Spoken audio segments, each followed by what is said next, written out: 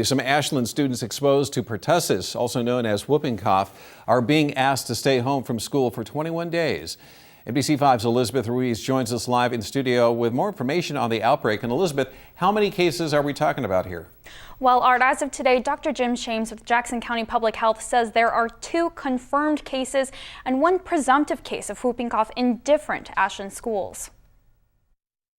I trust the school district to let us know if it was a major outbreak. Michael Balaka received an email about the outbreak of whooping cough at Ashland schools Tuesday night. I thought it was good that they let folks know. He has a son at one of the schools, but he says he's not too concerned, especially since his son is vaccinated for the disease. I think vaccinations are generally a good idea. I grew up when people still got polio, and it was a horrible, crippling disease, and they came out with the polio vaccine and it eliminated that. Pertussis, otherwise known as whooping cough, is prevented by the Tdap vaccine.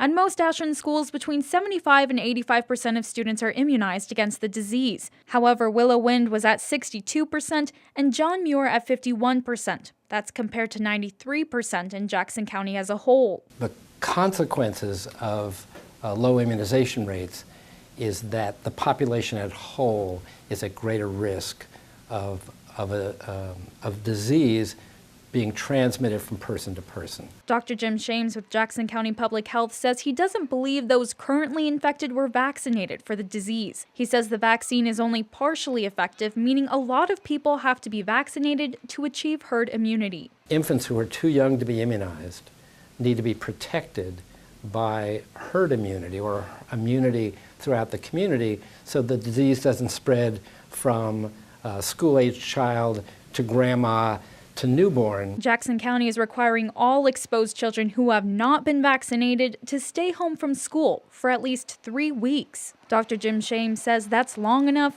Anyone infected won't pass the disease to other students. I think that's tough for those folks who are being asked to, keep their kids out of school.